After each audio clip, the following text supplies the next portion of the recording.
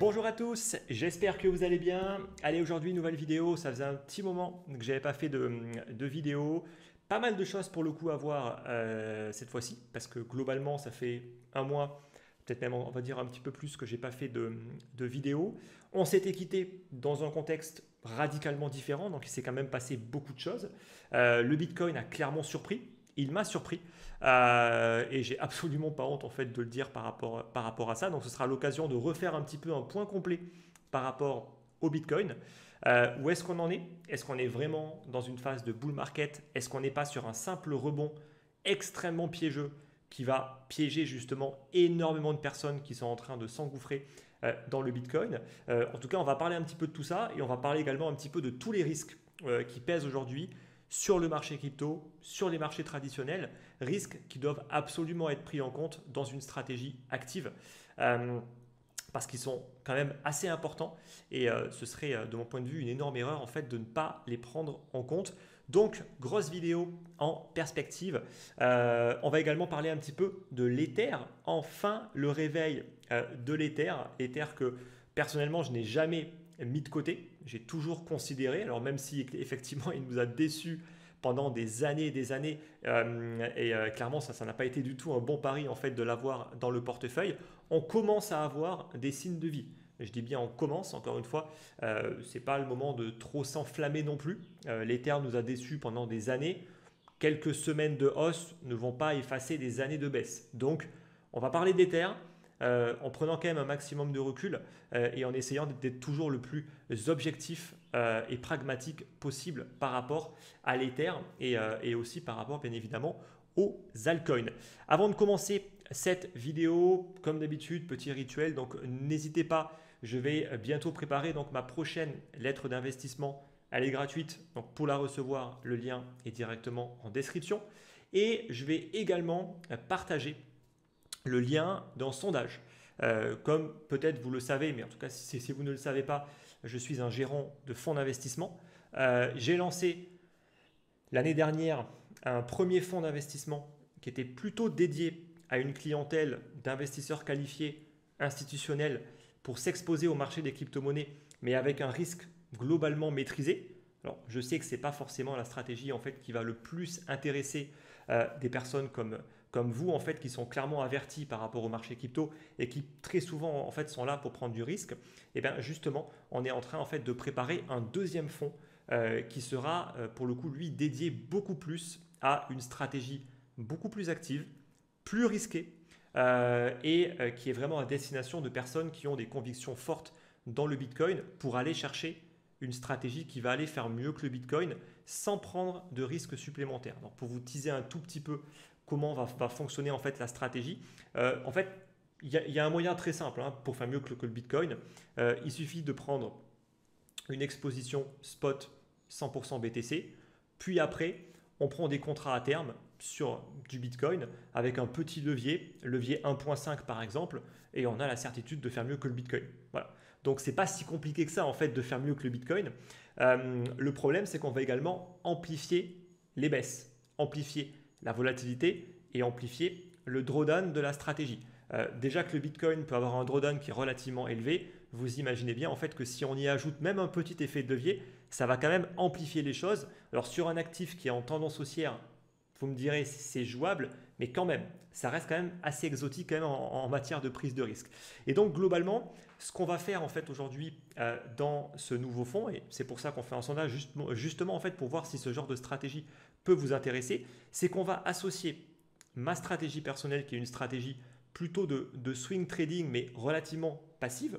C'est celle que je partage justement dans ma communauté privée qui s'appelle ActiveHold et qui a quand même plutôt bien performé sur les dernières années et aussi bien préservé le capital en y ajoutant des stratégies de niveau institutionnel qui sont absolument pas accessibles pour les particuliers et très souvent en fait qui sont des stratégies neutres pour aller chercher en fait beaucoup plus de neutralité par rapport au marché. Ça veut dire que globalement, peu importe les conditions de marché, haussière, baissière ou de range, ce sont en fait des stratégies qui sont très peu risquées mais qui vont permettre de générer du rendement en continu. Alors, il y a plusieurs types de stratégies, sans trop rentrer dans le détail. En fait, ça englobe, toutes ces stratégies-là, en fait, sont englobées dans un mot qui s'appelle le delta neutre. Il peut y avoir tout un tas, en fait, en vrai, de stratégies neutres qui existent. Mais le but, globalement, dans les cryptos aujourd'hui, ça peut être des stratégies, en fait, qui vont générer entre, allez, on va dire entre 20 à 40%, si on prend une fourchette large, de rendement annualisé, avec un drawdown qui va être extrêmement faible. Là, on est à moins de 10% sur les meilleures stratégies, et une volatilité également qui en général tourne autour, on va dire, entre 5 et 10%. Plus, il y a également des stratégies, par exemple, de scalping ou d'intraday, gérées par des algos de trading, qui elles aussi vont être capables de générer de très bonnes performances. Ça peut aller, on va dire, entre 40 à 80% en fonction des années, avec un drawdown également qui va être relativement faible, un peu plus élevé quand même que du delta neutre, mais globalement relativement faible. En fait, l'idée, c'est donc d'associer ces stratégies-là avec ma stratégie à moi, en prenant un effet de levier en fait sur ces stratégies-là. Ce qui permet en fait de ne pas avoir beaucoup plus de risques globalement, mais en gros, ça permet d'avoir une sorte de neutralité. Donc, de lisser beaucoup plus la performance et associé donc à une stratégie active, ça a quand même des résultats qui sont vraiment intéressants. Voilà. Dans les phases baissières, en fait, même si on reste exposé par exemple au Bitcoin en partie, les stratégies neutres vont en fait tout simplement vont annuler en fait globalement la baisse pour aller chercher un équilibre. Et dans les phases haussières, ben, ça va quand même générer de la performance, donc ça ira chercher plus de performance que le Bitcoin. Vous avez compris un petit peu le principe, j'en dis pas plus comme ça, mais voilà en tout cas globalement l'idée principale, c'est d'aller chercher une surperformance par rapport au Bitcoin. Maintenant, il n'y a pas de miracle. Quand on veut aller chercher une stratégie comme ça, il y a de la volatilité, il y a du drawdown, c'est obligatoire. Voilà. On ne peut pas espérer une stratégie où on perd quasiment pas d'argent, où on prend quasiment pas de risque et qui va faire mieux que le Bitcoin. Ça n'existe pas. Donc c'est une stratégie qui va avoir un niveau de risque qui est quand même un peu plus faible que le Bitcoin en long only, mais qui reste quand même globalement assez élevé. Donc c'est vraiment pour un public qui est avisé par rapport au risque et qui est habitué à la volatilité des crypto-monnaies. Donc je ne pensais pas que ça allait durer aussi longtemps pour le coup. Donc voilà, le sondage, il est en description pour savoir si ça peut intéresser justement des membres de ma communauté. Donc allez-y, ça prend au bas mot 2 minutes pour remplir au questionnaire et vous serez également informé si vous indiquez que vous êtes intéressé. Vous serez également informé en premier quand ce fonds sera lancé. Il sera lancé d'ici à quelques semaines. Allez, sur ce, désolé pour cette très très longue introduction, on attaque le Bitcoin. Alors, globalement, le Bitcoin, où est-ce qu'on s'est quitté? On s'est quitté, on était globalement à peu près ici. En gros, on avait un Bitcoin qui oscillait dans cette zone-là, sous le MA13 ici et le MA25 ici. On était dans une tendance baissière, je n'ai pas peur de le dire. Techniquement, on était vraiment dans une tendance baissière. On était sous le RSI 50 en 3D. Encore une fois, le signal baissier était quand même plutôt clair ici avec la cassure de la MSB, de l'ouverture annuelle et en plus de ça du RSI 50. Donc le signal était plus que clair. On a eu ensuite cette phase d'accélération baissière où on est resté quand même plusieurs mois dans cette configuration baissière sous le RSI 50 et sous les deux principales ici moyennes mobiles. Mais il est clair que le Bitcoin en fait a tout de suite trouvé une zone de support. Il n'est pas allé chercher les niveaux qu'il aurait très bien pu aller chercher, notamment ici, c'était ici que moi personnellement en tout cas, je l'attendais sur un petit excès, plutôt dans la zone des 70, pourquoi pas 65 000 $ en fait, ça aurait été vraiment un niveau parfait.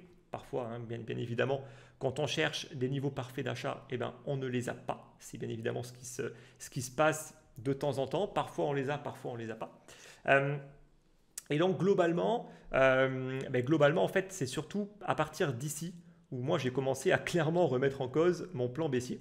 Notamment en fait quand on a refait de nouveau un nouveau plus bas, mais qu'il n'a pas été capable de vraiment accélérer et on a commencé également à diverger.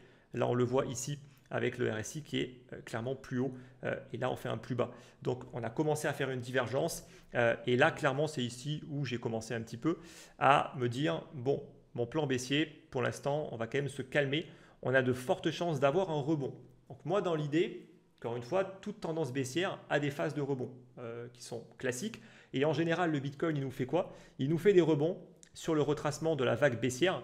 Il nous fait des rebonds à hauteur au moins de 50%. Donc ça veut dire les 93 000. Pardon, ce n'est pas du tout les bons retracements. C'est pas les bons retracements. Bref, en tout cas, on était plus ou moins. Voilà, on était globalement ici, hein, voilà, donc dans la zone des 92.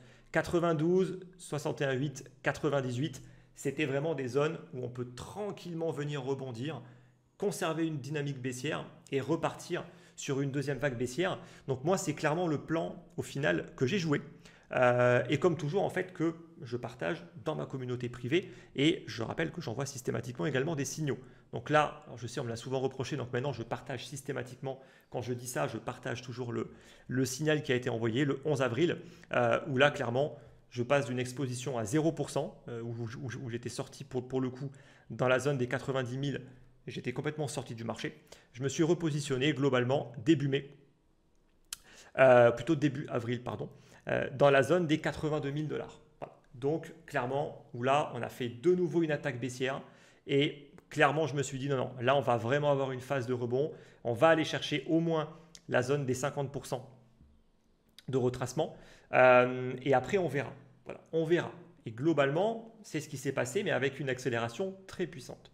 Et là, une nouvelle fois, j'ai commencé à pas mal douter en me disant, là, le rebond commence à être un peu trop puissant. On a une trop belle clôture au-dessus de notre zone ici. Et donc, j'ai encore fait évoluer mon plan pour en fait me dire que globalement, s'il faut vendre, il faudra plutôt vendre dans la zone des 100, 105 000 $. Voilà. Sur un excès final, le Bitcoin est allé encore plus haut et a bien évidemment invalidé clairement le rebond. En fait, aujourd'hui, on ne peut plus vraiment parler en fait d'un rebond. Donc globalement, clairement, le Bitcoin m'a surpris par rapport à ce qu'il nous a fait. Je pensais qu'on aurait un rebond. Clairement, je me suis vite rendu compte qu'on aurait un rebond assez puissant, mais jamais de la vie, en fait, j'aurais imaginé qu'on allait avoir un Bitcoin qui allait revenir taper sur ses plus hauts, même se payer le luxe de faire un nouveau ATH sans avoir concrètement beaucoup retracé. Vraiment, on a eu, depuis là le point bas, on a vraiment eu une très très belle phase d'accélération haussière. Donc moi, pour l'instant, je ne suis toujours pas exposé à hauteur de 100% du capital. On est exposé toujours à hauteur donc, de 50% du capital. Et force est de constater que bien évidemment, c'est compliqué. Alors ceux qui sont rentrés dans la zone des 82 et qui avaient anticipé ce genre de scénario, j'ai envie de dire chapeau. Moi, jamais de la vie, en fait, j'aurais imaginé un scénario comme ça. Mais donc, globalement, bien évidemment que c'est un peu plus compliqué maintenant quand même pour se positionner. Alors, moi, je suis encore globalement bien positionné.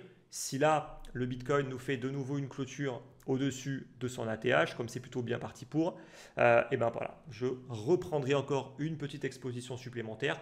S'il n'y a pas vraiment de retracement, c'est assez compliqué quand même de trop être agressif au niveau des entrées, parce qu'après, c'est compliqué de gérer correctement son risque. Le gros du problème, en fait, aujourd'hui, c'est le manque de correction.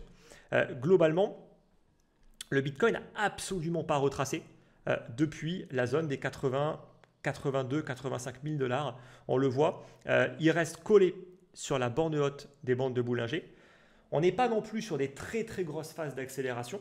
Et c'est ça en fait qui me fait dire qu'on peut continuer encore à pousser. C'est ça vraiment le paradoxe. C'est que d'un côté, oui, ça monte en ligne droite, mais ça ne monte pas comme ici. Voilà, où là on avait vraiment des bougies à plus 10, plus 5, plus 10%, ça a enchaîné.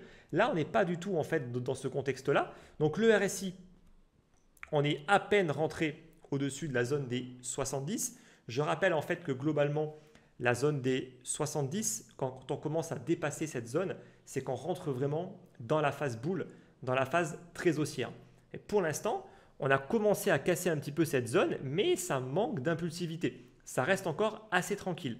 On a déjà fait un petit pullback par rapport à ça, par rapport au RSI. On reste au-dessus pour l'instant des 70, mais on voit quand même qu'on a encore en tout cas pas eu le vrai signal qui, je pense, aura lieu vraiment sur un break clair de l'ATH où là, ça pourra partir en vraie accélération. Voilà.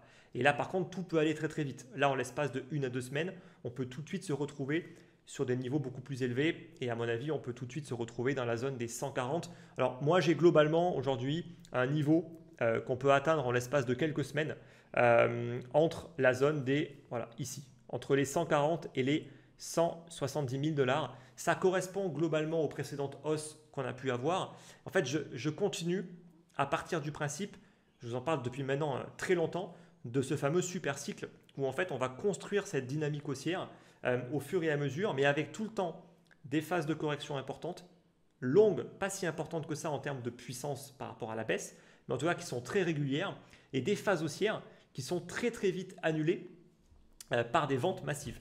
Et globalement, c'est ce que j'anticipe une nouvelle fois. Ça veut dire dès qu'on va commencer, donc ça veut dire une hausse supplémentaire facile de 30 à 40%, voire 50%. Je pense qu'on aura de nouveau beaucoup de vendeurs qui ont correctement accumulé en fait dans cette phase-là et qui vont tranquillement encaisser et vendre, et ce qui permettra en fait de continuer à effectivement rester sur cette fameuse dynamique du super cycle. En tout cas, pour l'instant, tout se profile bien. Il ne faudrait pas qu'on ait trop d'excès non plus. Encore une fois, tous les excès se payent à un moment donné. Et donc, pas de retracement pendant trop longtemps, ce n'est pas forcément bon non plus. Donc, encore une fois, pour l'instant, c'est un scénario à privilégier. Le deuxième scénario, c'est la correction. Ne pas le mettre de côté. Malheureusement, je vois un peu trop de personnes, un peu trop boules en ce moment. Alors, sur les réseaux sociaux, mais dans les indicateurs, il y a encore quand même de la marge. Donc, on n'est pas non plus dans l'effervescence totale, mais je commence à voir beaucoup de personnes très confiants. En mode, voilà, c'est du up only, tout est boule, il faut acheter, il faut acheter, il faut acheter. Prudence, parce que quand même, on peut très bien avoir une baisse de 10% sans aucun problème sur le Bitcoin. Donc 10% de baisse sur le BTC, c'est 15 à 20% sur l'Ether et sur les alts. Donc ça reste largement envisageable, sans pour le coup invalider une quelconque tendance qui s'invaliderait. On peut totalement revenir chercher entre le MA13 et le MA25 ici, qui correspondrait à une correction sur un retracement de 23,6 à 38,2, ce qui est assez, même très optimiste en fait, de s'arrêter ici. Et là, clairement, on conserverait vraiment une dynamique très haussière. Voilà. Donc revenir chercher dans cette zone, honnêtement, ce serait absolument pas surprenant. Ce serait même limite bienvenu, voilà, pour un petit peu souffler et ensuite avoir encore plus de jus pour quand le Bitcoin va casser la TH, être capable de peut-être accélérer encore plus. On pourrait même aller chercher la fameuse ici zone entre l'ouverture annuelle et la MSB qui correspond à un retracement globalement de 50 à 61,8 qui reste, alors les 50%, honnêtement, en général, quand même, le marché va toujours les chercher. 61,8 dans les phases assez haussières, beaucoup moins, mais techniquement, ça reste possible. Donc là, on parlerait quand même d'un retracement un peu plus puissant. Et je vous l'accorde, si on vient chercher sur ces niveaux-là, ça mettra quand même un peu de temps avant qu'on recasse la TH et qu'on parte vraiment en forte accélération haussière. Donc globalement, moi aujourd'hui, j'avoue que je n'ai pas particulièrement de biais. C'est-à-dire que d'un côté, je me dis c'est totalement probable que oui, on casse la TH et qu'on parte en accélération. On n'est pas du tout en zone de surchauffe par rapport au RSI. Et je vais également vous montrer d'autres indicateurs. Donc ça, c'était le deuxième signal justement où j'ai commencé un petit peu à changer d'avis par rapport à mes scénarios en fait, de vente et où clairement, j'indiquais en fait qu'une accélération jusqu'au 108 était clairement possible. On est même allé encore au-dessus. Globalement, en fait, c'est cet indicateur-là. J'aurais peut-être dû zoomer un peu plus, je m'excuse. Donc globalement, qui nous montre en fait d'une part les taux de financement sur Binance. Ils sont totalement flat. On est à 0,1, c'est vraiment flat. C'est-à-dire que c'est la moyenne globalement. Donc il n'y a aucun accès au niveau des produits dérivés. Et on a également ici donc le taker by volume. Donc globalement, c'est tout simplement le volume des personnes qui buy market. En fait, une des caractéristiques très souvent du retail, c'est que il ne sait pas en fait trop comment faire pour acheter correctement et donc il achète au marché. Voilà. Tout bêtement et très souvent dans des phases euphoriques, en fait, on achète tout de suite au marché. En fait, on se précipite à l'achat. Et là, on le voit par exemple sur des niveaux comme ça. Là, vous voyez sur cette hausse ici, on a une explosion des fundings, une très très forte hausse au niveau du taker volume, ce qui sous-entend que c'est en train de FOMO comme des porcs, principalement du retail, des personnes qui n'y connaissent pas grand-chose et qui achètent frénétiquement, très souvent avec des produits qui sont bourrés de frais, parce que globalement, en fait, ils ne savent pas trop comment faire pour acheter, on va dire, avec beaucoup moins de frais sur des plateformes de beaucoup plus, on va dire, de pros. À l'inverse, les personnes qui sont des initiés vont très rarement buy market, même si il peut y avoir du buy market sur du Bitcoin, c'est pas surprenant. Il y a tellement peu en fait de slippage que oui, ça fait pas une grande différence, surtout pour des sommes pas très importantes. Je vous l'accorde. mais quand même, c'est un indicateur qui reste intéressant. Ce qui est assez incroyable, c'est que pour l'instant, eh bien, on voit que les volumes sont globalement même plutôt en train de baisser, alors qu'on a un prix qui est globalement en train de monter. Donc ça nous montre quoi? Qu'il y a vraiment une accumulation aujourd'hui, avec des personnes qui se positionnent à l'achat, avec des ordres limites, qui vont être pour le coup, eux, qui ne seront pas takers, mais qui seront makers. Ils vont remplir les carnets d'ordre et ils vont venir se faire manger ensuite, principalement lors des phases de baisse. Et donc ça, c'est beaucoup plus des signes d'initiés qui sont dans une phase d'accumulation. Ce n'est pas du tout en fait le signe d'un top de marché. Donc ça appuie vraiment sur la thèse du, en fait oui on peut, même si effectivement on est monté en ligne droite, on est vraiment monté en ligne droite et qu'on n'a quasiment pas corrigé, on peut continuer encore à le faire et on peut avoir cette accélération où là normalement les fundings devraient un petit peu s'exciter et également au niveau du taker volume ça devrait également augmenter. Voilà. Et là on aura les caractéristiques classiques pour se dire bon on va commencer à encaisser, on va commencer à vendre. Voilà. Pour l'instant on n'y est pas, donc c'est vrai que on pourrait très bien continuer à monter et puis même au niveau du RSI, tant qu'on ne vient pas au moins taper proche des 80, on n'est pas non plus sur des niveaux d'excès. Voilà. Donc c'est assez compliqué en fait dans le contexte actuel. Je vous l'accorde, c'est compliqué. D'un côté, on pourrait partir dans une forte accélération. De l'autre, on pourrait toujours faire une correction parce que la logique des choses, encore une fois, c'est qu'un marché ne monte pas en ligne droite et qu'à un moment ou à un autre, on a toujours en fait des phases correctives. Donc, moi, je suis assez partagé par rapport à ça. C'est pour ça que sur les niveaux actuels, je suis toujours exposé à hauteur de 50%. Comme ça, si j'ai mon retracement, parfait. Parce que là, je vais pouvoir rentrer premièrement dans cette zone-là, deuxièmement dans la zone ici. Là, pour le coup, on pourra vraiment jouer ensuite une continuation haussière qui prendra un peu plus de temps, surtout si on vient retracer ici. Et par contre, si ça part direct, là, il faudra se repositionner probablement sur la cassure de la TH et jouer une accélération. Attention, ce serait quand même bien qu'on ne bataille pas trop autour de la TH. Voilà. Pour l'instant, on y reste un petit peu, c'est pas trop problématique. Je pense que ceux qui sont dans ce marché depuis longtemps se rappellent très bien de 2021. 2021, on a breaké la TH, on est repassé légèrement en dessous, on l'a rebreaké une deuxième fois et boum, après on a plongé. Bon, désolé pour les...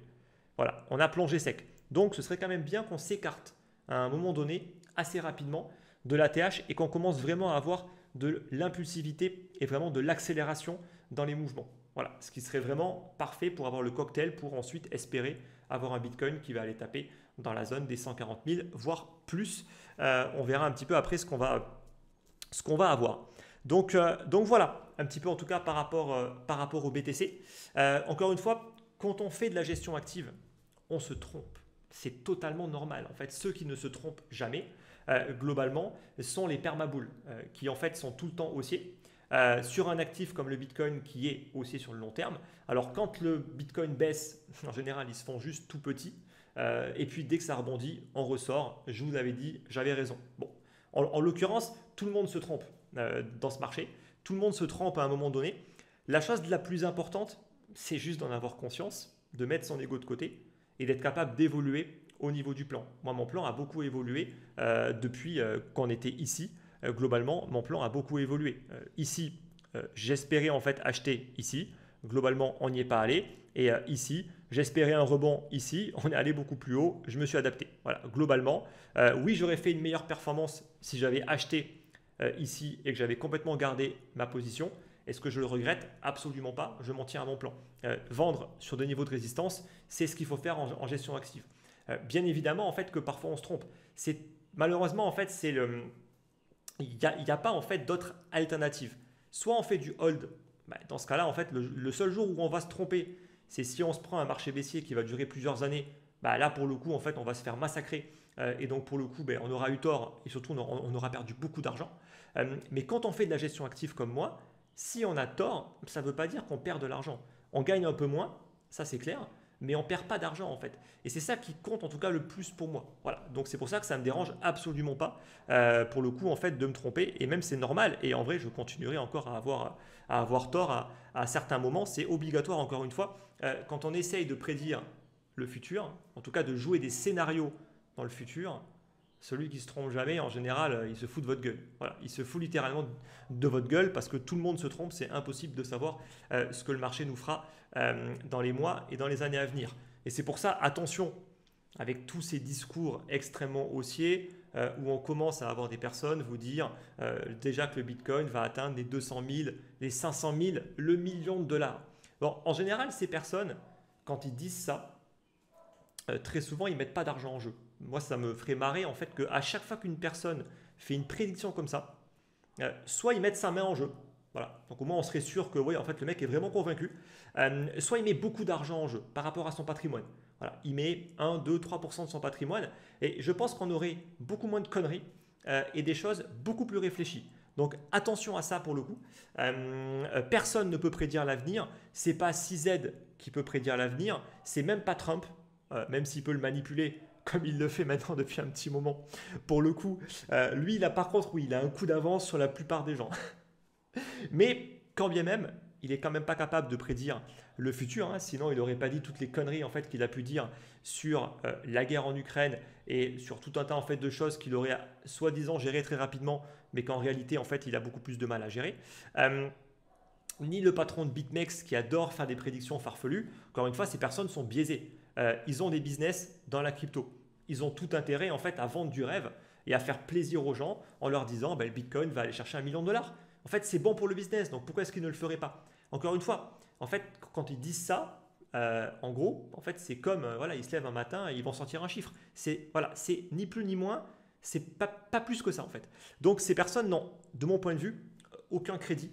Et en fait, ils peuvent dire ce qu'ils veulent, en vrai, on s'en contrefou.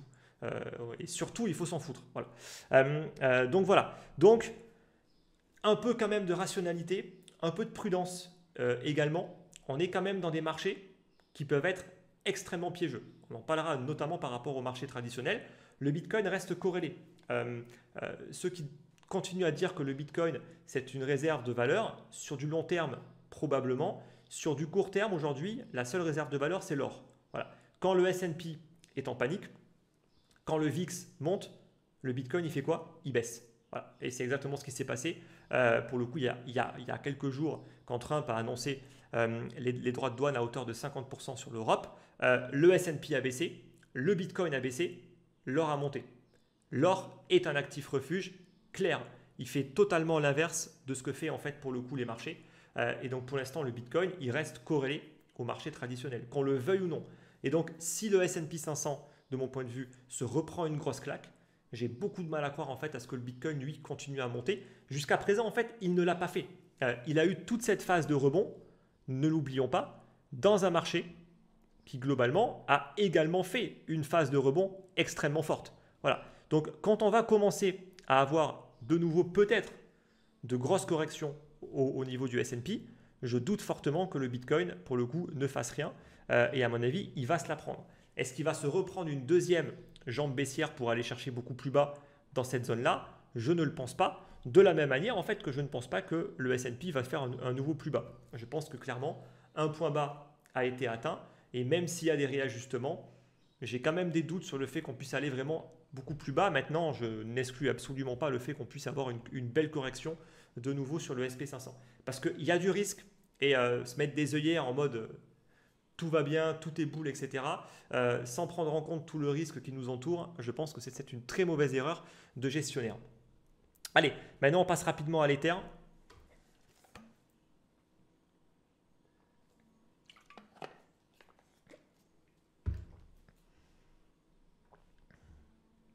Alors, l'Ether globalement, on va enlever toutes mes alertes.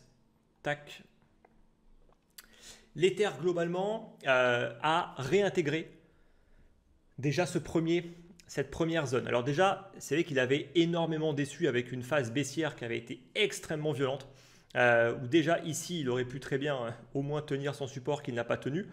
Il a complètement tout pété, même la moyenne mobile ici, le MA300, et il est revenu quand même chercher des niveaux extrêmement bas. On parle des niveaux de 1500 $, des niveaux en fait d'octobre 2023, donc on est quand même revenu très très bas. Au niveau du RSI également, hein, on est vraiment allé chercher très très bas dans la zone des 30. Donc l'Ether était clairement sur un excès baissier, certes. Maintenant, le problème, c'est qu'un excès baissier, il peut s'arrêter ici, comme il peut s'arrêter là, et comme il peut s'arrêter ici. Hein. Donc, ça ne veut pas du tout dire en fait que c'était certain que là, c'était un point bas. Non, il aurait très bien pu aller chercher encore un peu plus bas, sans aucun problème dans la tendance dans laquelle il se trouvait. Globalement, Il nous a fait quand même une belle stabilisation sur ce niveau-là et il nous a offert une première impulsion, puis une deuxième. Une nouvelle fois, je ne m'attendais pas à avoir une impulsion aussi puissante de l'Ether. Maintenant, ce n'est pas non plus une surprise. Pourquoi? Comme j'ai pu vous le dire, un retracement de 50% de la vague baissière, c'est le minimum en général qu'on a dans une tendance baissière. C'est exactement ce que le Bitcoin nous a fait ici. La zone des 2746, c'est le retracement 50%. Donc, ce n'est pas pour rien qu'on s'est arrêté ici. C'est un niveau technique classique. Dans une tendance baissière, on peut totalement revenir chercher sur ce niveau-là et ensuite repartir à la baisse sans aucun problème. On pourrait même venir chercher la zone des 61,8 sur les 3067 dollars et même revenir sur un très gros rebond dans la zone des 3465 pour après se reprendre une vague baissière. Donc techniquement, l'Ether de mon point de vue n'a toujours pas invalidé le scénario baissier. On est toujours sur un rebond technique qui est totalement cohérent, très puissant, je vous l'accorde, et honnêtement, je ne pensais pas qu'on aurait des hausses, surtout la hausse qui nous a fait ici, une hausse quasiment en 2 jours. Honnêtement, il a pris plus de 30%. Clairement, moi, je ne m'attendais pas, on va dire, à des mouvements aussi puissants. Maintenant, cette phase de rebond, on ne peut pas non plus dire que c'est vraiment une surprise. Encore une fois, rien ne fait que baisser. À chaque fois, il y a des phases de rebond. Là, c'est un peu violent. Est-ce que ce n'est pas justifié aussi parce que la baisse a été violente? Probablement. Alors maintenant, avec le recul, c'est toujours plus facile. Mais globalement, techniquement, pour moi, on est toujours sur un simple rebond. Maintenant, ce qui sera extrêmement important en fait de surveiller, ce sera la première correction. Voilà. Si la première correction, déjà, elle arrive à tenir comme zone de support cette zone ici, là, ça peut déjà être pas mal. Si en plus de ça, on surveille le MA13 ici et qu'il commence à construire, imaginons qu'il arrive à monter ici, après il nous fait un petit retracement et que ça commence à tranquillement continuer sa hausse pour aller chercher proche de ses plus hauts, là on peut commencer à parler. Là on peut commencer à dire oui, là l'Ether commence à être intéressant, il nous construit quelque chose de vraiment intéressant. Pour l'instant on n'y est pas, on est sur un simple rebond technique. Donc prudence, l'Ether nous a tellement déçus, encore une fois, n'oubliez pas toute la phase en fait où il n'a jamais rien fait, juste parce qu'on a une phase de rebond. Ce n'est pas la première fois qu'on a une phase de rebond et à mon avis, ce ne sera peut-être pas la dernière fois. Donc prudence quand même à ne pas trop s'enflammer par rapport à l'Ether de mon point de vue. Mais en tout cas, techniquement pour l'instant, on est clairement sur une phase de rebond, loin d'être aussi puissante que ce que l'Ether, enfin que ce que le Bitcoin a pu nous faire et qui a encore besoin de nous prouver que l'Ether vraiment est en train de repartir dans une dynamique haussière. Pour l'instant, on n'y est encore pas du tout. Si on regarde versus BTC, de la même manière, on va prendre un maximum de recul. Il faut être le plus factuel possible. Est-ce que Bitcoin, aujourd'hui, a du souci à se faire par rapport à l'Ether? La réponse est non. Je rappelle quand même que l'Ether est dans une dynamique baissière depuis globalement 2021. Voilà. Donc ça fait maintenant plus de 4 ans que l'Ether sous-performe le Bitcoin. Est-ce qu'avoir un simple rebond technique aujourd'hui invalide 4 ans de baisse? La réponse est non, absolument pas. Maintenant, on a quand même des signaux qui sont un petit peu intéressants. Et c'est là où c'est intéressant quand même de regarder. Regardons surtout ce que l'Ether nous a fait déjà. Ici, il nous avait déjà fait en fait des hausses puissantes. Voilà, il prend 20%, ici de la même manière, ici de la même manière. Et là, globalement, voilà, ici, il avait quand même plutôt bien stabilisé en fait au-dessus de la zone. On aurait très bien pu se dire, il va repartir à la hausse, il va continuer de préserver en fait son momentum. Et boum, au final, il ne l'a pas fait. Là, on commence à avoir également une structure qui est un petit peu similaire. On a repris, vous voyez qu'ici, on avait bien repris nos 2 moyennes mobiles. C'est un petit peu ce qu'on a fait ici. On a été capable de reprendre le MA13. Et pour l'instant, il y a encore un autre gros niveau à reprendre, ce sera celui-là. Voilà. Donc, il faut qu'il garde son momentum, il faut qu'il reprenne le RSI 50, chose qu'il n'a jamais été capable de vraiment reprendre. Donc, reprendre le RSI 50, reprendre cette zone-là, et on va peut-être déjà être capable. Ensuite, là j'ai enlevé donc le log pour avoir le canal baissier, qui était plus vraiment respecté sur la fin, mais qui globalement était plutôt propre sur le début, en tout cas sur une bonne partie de l'année ou des années en fait baissières. Et après, on pourra éventuellement parler d'une réintégration du canal. Voilà. Mais il y a encore un énorme travail par rapport à l'Ether. Donc, on n'y est pas encore. Donc, il ne faut pas encore trop s'enflammer par rapport à l'Ether. Maintenant, il y a des signes de vie, clairement. Et l'Ether est prometteur. Et surtout, l'Ether est beaucoup plus prometteur que tout un tas en fait, d'autres alts qui ne le sont absolument pas. Si on prend par exemple le BNB, bon, le BNB globalement hein, versus BTC, il est toujours en fait, il est toujours en fait sur ses plus bas ici. Et globalement, pour l'instant, il n'y a pas le moindre signe de réveil. Si on prend le sol, de la même manière, honnêtement, pour l'instant, on reste dans une configuration baissière. On reste sous le RSI 50, sous nos deux moyennes mobiles. Franchement, il n'y a rien de particulièrement intéressant sur le sol non plus. XRP, pour le coup, lui, il est plutôt dans une phase corrective pour l'instant. Tant qu'il arrive, on va dire, à tenir, tant qu'il arrive au moins à trouver un support dans l'idéal ici, voire même un petit peu plus haut, ce serait encore mieux, et qu'il nous rebondit pour restabiliser en fait dans cette zone et au moins commencer à avoir une structure ici, ce sera quand même pas mal. Voilà. Mais il n'y a rien de fou non plus. Si on prend Cardano, bon, vous voyez, franchement, il a fait quelques jours de hausse. Au final, pour l'instant, il a quasiment tout retracé. Donc, rien de fou non plus pour l'instant. Le momentum, on voit qu'il a beaucoup de mal à tenir. Voilà. Bref, tout ça pour dire quoi? Tout ça pour dire que globalement, les alts, franchement, elles ne sont pas si bonnes que ça. Mis à part, encore une fois, quelques exceptions.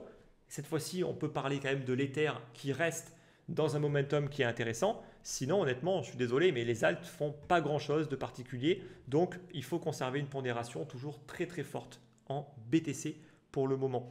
Et honnêtement, le scénario le plus probable, c'est que si Bitcoin part en accélération haussière plus puissante, en cassant la TH, les alts soient une nouvelle fois à la ramasse. Et on aura peut-être qu'un relâchement au niveau des alts, que quand le Bitcoin aura déjà quasiment terminé en fait sa hausse, comme les alts nous ont souvent habitués. Et ça pourra durer peut-être que quelques jours à quelques semaines tout au plus. Donc là, on aura une toute petite fenêtre où il va falloir être extrêmement réactif, éventuellement se positionner aux alts, être extrêmement prudent, avoir le doigt sur la gâchette pour très très vite ressortir dès que le momentum sur les alts commence un petit peu à fatiguer.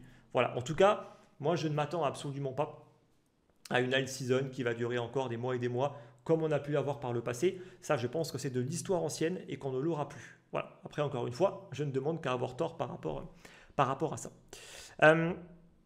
Justement, en parlant de alt season, pour vous montrer à quel point pour l'instant c'est globalement le néant. Si on regarde les volumes spot sur les alts, c'est le néant. Voilà. Si on regarde le volume qu'on avait eu globalement en 2021 et 2022 en début d'année, quand il y avait vraiment la alt season, on avait un volume de dingue. En fait, jusqu'à présent, on a eu quoi? On a eu que des petits pics qui ont duré quelques semaines à tout casser, à chaque fois qui n'ont pas duré très longtemps, et après ça retombe très très vite. Et c'est pour ça que je vous dis qu'honnêtement, moi de mon point de vue, il y a beaucoup plus de chances pour qu'on ait quelque chose comme ça que quelque chose comme ce qu'on a pu avoir en 2021. Voilà, encore une fois, on verra bien ce que le marché nous réserve, mais globalement, en tout cas moi, c'est ce que j'anticipe par rapport aux alts. Donc c'est pour ça que je ne m'enflamme pas trop du tout par rapport aux altcoins. Surveillez également l'Ether. Je trouve que les flux sur les ETF sont très très faibles. Donc autant sur Bitcoin, on voit vraiment une accumulation importante via les ETF. Autant sur l'Ether, ce n'est pas le cas. Donc c'est pour ça encore une fois que moi je reste encore assez prudent par rapport à l'Ether. J'attends vraiment de voir des signaux de confirmation, d'un vraiment regain du momentum et d'une vraie reprise haussière avant de m'enflammer par rapport à l'Ether. C'est très très facile de s'enflammer après des mois et des mois en fait de baisse à la moindre petite phase haussière, mais globalement, même dans les phases baissières, on avait des mouvements comme ça. Donc je reste encore un peu prudent par rapport aux alts et même par rapport à l'Ether, même s'il est vrai que l'Ether commence à quand même donner des signaux qui sont intéressants. Rapidement, on est déjà quasiment sur 40 minutes de vidéo. Le SP500. Le SP500 qui est aujourd'hui quand même assez risqué de mon point de vue. Et j'avoue que c'est ça en fait qui me fait être un petit peu quand même fébrile. Dans le sens où il faut faire attention au fait qu'on pourra très bien avoir une correction sur le Bitcoin, même si on a encore de la place pour aller vers le haut. Moi, c'est plutôt le marché américain qui m'inquiète principalement. Globalement, on a eu ce que je ne pensais pas qu'on aurait. Encore une fois, on se trompe parfois souvent. C'est-à-dire le rebond en V. Voilà, clairement, je ne m'y attendais pas. Je ne m'y attendais absolument pas. Le fait qu'on ait un rebond, absolument. Le fait qu'on ait un rebond et qu'on vienne répéter la MSB, je ne m'y attendais absolument pas. Je ne pensais pas du tout qu'on aurait un rebond aussi fort. D'autant plus que globalement, les droits de douane sont toujours là en fait. C'est-à-dire que globalement, on a quand même des droits de douane qui ont énormément augmenté parce qu'on est à 10% minimum pour tout le monde, alors qu'auparavant, de mémoire, on était à peine à 1 ou 2%, je crois, de manière globale. Donc on a quand même eu une hausse très importante des droits de douane. On a toujours des valorisations qui sont stratosphériques au niveau des boîtes américaines. Donc les PER sont toujours au plafond. On est vraiment sur les plus hauts des plus hauts. En fait, le semblant de correction qu'on avait eu, qui commençait un tout petit peu à faire baisser en fait les valorisations, ben, il a déjà en fait complètement rebondi. Alors, je m'en plains pas parce que moi j'ai une stratégie passive. J'ai acheté en fait pour le coup cette première phase de baisse, pas du tout avec tout le capital que j'avais, en tout cas avec une partie. Donc je suis quand même content parce que j'ai mon portefeuille qui est dans le vert. Très bien, même depuis le début de l'année, le portefeuille est largement en fait dans le vert. J'ai même des lignes qui sont carrément sur des plus hauts, notamment des lignes en France sur des small caps où on est déjà quasiment à plus de 20% de perf par rapport au début de l'année. Et en plus, sans prendre en compte le différentiel de change entre l'euro et le dollar, si on compare versus dollar, on peut rajouter encore 10% de plus en termes de performance. Donc, je m'en plains pas. Maintenant, je trouve quand même ça assez surprenant et je suis un peu dubitatif par rapport à tout ça. Parce qu'en fait, on a des niveaux de valorisation qui sont toujours très élevés. On a des taux qui, pour le coup, sont très élevés, ce qui pose problème parce que normalement, quand les taux montent, techniquement, en fait, pour avoir ne serait-ce que le même niveau en fait, de valorisation par rapport notamment au PER, en fait, il faudrait que ça baisse un petit peu. Alors, or là, en fait, les marchés montent et les taux montent. Donc, en fait, ça exagère encore plus la valorisation en fait, des entreprises, ce qui pose également, à mon avis, pas mal de problèmes. On a un risque obligataire qui est clairement présent. On a un dollar qui est clairement attaqué. Il a perdu beaucoup de valeur pour le coup par rapport aux autres devises, notamment par rapport à l'euro, même si pour l'instant, je pars du principe qu'on est encore sur support et que tout n'est pas encore perdu pour le dollar, mais on a clairement une défiance aujourd'hui de beaucoup d'investisseurs par rapport au dollar et par rapport à la dette américaine. Les Américains ont perdu leur AAA avec une agence de notation. Encore une fois, vraiment, les choses ne sont pas si bonnes que ça. En fait, on a l'impression que quand on regarde les marchés, tout va bien. Tout va bien en fait dans le meilleur des mondes, l'avenir est radieux. Quand on regarde les différents indicateurs, waouh, c'est plutôt une hécatombe. C'est vraiment une hécatombe pour le coup. Et donc, c'est vrai que là, moi je suis hyper dubitatif, même si je ne me considère pas du tout comme économiste, loin de là. Moi je vais écouter en fait ce qu'ont à dire les économistes. La plupart, globalement, sont très dubitatifs par rapport à la hausse. Alors, est-ce que tout le monde se trompe? Est-ce que les marchés ont encore une fois raison? On verra. En tout cas, moi, je ne fais pas de gestion active sur les marchés. Donc, je suis exposé pour l'instant. Je remarque qu'on a un retracement en V, certes.